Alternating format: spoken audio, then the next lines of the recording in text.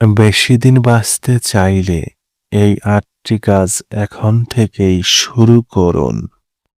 Number ১, আপনার রাগকে নিয়ন্ত্রণ করুন।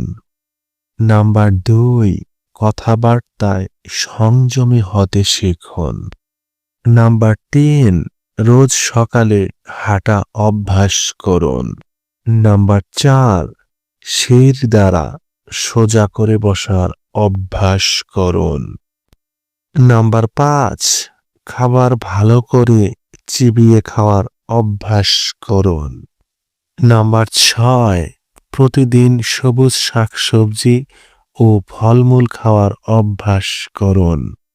নাম্বার ৭, তৈলাক্ত ও মিষ্টি জাতীয় খাবার পরিহার করুন।